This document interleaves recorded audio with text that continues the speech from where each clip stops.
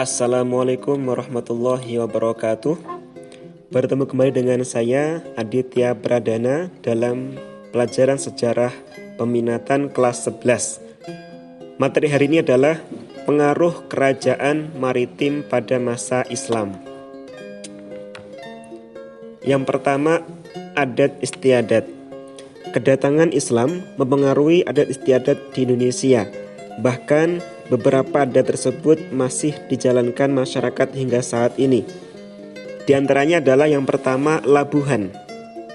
Labuhan, upacara labuhan merupakan tradisi peninggalan kerajaan Mataram Islam. Hingga saat ini, Keraton Yogyakarta masih menjalankan tradisi labuhan. Tradisi dilaksanakan setiap tahun pada hari penobatan raja.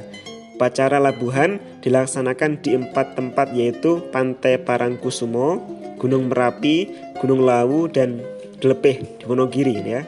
Ini bisa kalian lihat gambarnya. Kemudian ini yang ada 2 gambar. Yang kedua, Grebeg dan Sekaten. Upacara ini telah ada sejak Kerajaan Demak dan dipopulerkan oleh Sultan Agung dari Kerajaan Mataram Islam. Upacara Grebeg dilakukan 3 kali setahun saat menjelang Idul Fitri, Idul Adha, dan peringatan Maulid Nabi. Sementara Sekaten dilaksanakan setahun sekali, yaitu saat memperingati hari kelahiran Nabi Muhammad. Sekaten masih dijalankan oleh Keraton Yogyakarta dan Surakarta. Ini untuk Grebeg, kemudian ini untuk gambar Sekaten. Yang ketiga, selamatan. Menurut Hildred Geertz, selamatan merupakan upacara pokok dari masyarakat Jawa yang dilakukan sebagai bentuk ungkapan syukur kepada Tuhan. Ini gambarnya biasanya mengundang para tetangga dan sanak saudara. Yang keempat, tabut dan tabuik.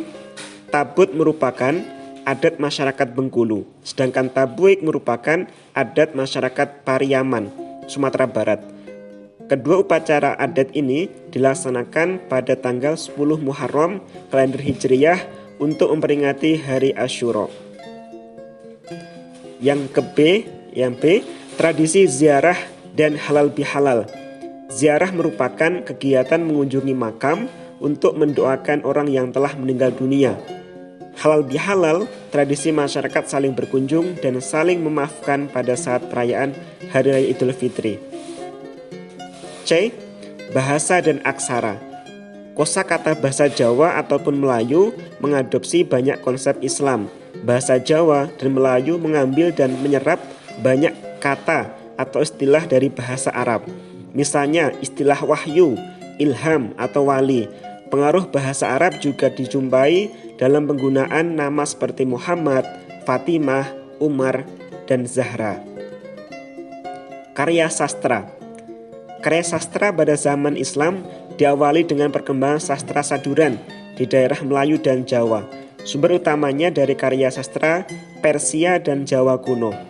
Karya sastra saduran di Jawa ditulis dengan huruf Jawa dan Arab, sedangkan karya sastra saduran di Melayu ditulis dengan huruf Arab. E. Seni kaligrafi. Kaligrafi merupakan bentuk seni rupa bersifat non-figural dan ditulis menggunakan bahasa Arab yang berkembang pada masa Islam. Sifat non-figural berkaitan dengan hadis Nabi yang melarang membuat gambar atau pahatan berbentuk makhluk yang bernyawa. F. Seni arsitektur. Seni arsitektur yang mendapat pengaruh Islam antara lain masjid, makam, dan keraton. Hingga saat ini, bangunan-bangunan peninggalan masa Islam tersebut masih berfungsi. Contohnya masjid peninggalan periode Islam. Kalian pasti tahu ya, Masjid Baitur Rahman di Aceh. Kemudian tata kota. Sebagian besar kota kerajaan Islam terdiri atas tempat peribadatan, masjid, pasar, tempat tinggal penguasa atau keraton, serta perkampungan penduduk. Perkampungan penduduk terbagi lagi berdasarkan status sosial ekonomi, keagamaan, kekuasaan dalam pemerintahan. Pada umumnya, perkampungan untuk pedagang asing ditentukan oleh penguasa kota. Bentuk tata kota pada masa Islam tersebut masih berpengaruh dan dijumpai di banyak kota besar di Jawa pada masa ini. Yang ke-H, pendidikan. Sistem pendidikan dan pengajaran pesantren yang berdiri sejak abad 15 terus berkembang hingga saat ini. Pada saat ini pesantren telah mengalami perkembangan pesat. Pesantren tidak hanya mengajarkan pelajaran agama, tetapi juga ilmu umum dan teknologi. Sistem kalender. Setelah Islam masuk, masyarakat Indonesia mengenal sistem kalender Hijriyah yang dihitung berdasar peredaran bulan. Selain itu, pengaruh Islam dalam sistem kalender dapat dilihat dari perkembangan sistem kalender Jawa. Sistem kalender Jawa diciptakan oleh Sultan Agung dari Mataram pada tahun 1043 Hijriah atau 1643 Masehi. Sistem kalender ini mengadopsi nama-nama bulan pada kalender Hijriyah. Nama bulan dalam kalender Jawa yaitu Suro, Sapar, Mulud, Bada Mulud, Jumadil Awal, Jumadil Akhir, Rajab, Ruwah, Poso, Sawal, Kapit atau Zulkaidah, dan Besar.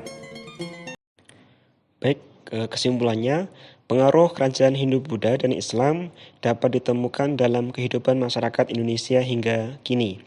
Berbagai pengaruh kerajaan pada masa Hindu-Buddha dan Islam merupakan bagian dari warisan nasional Indonesia.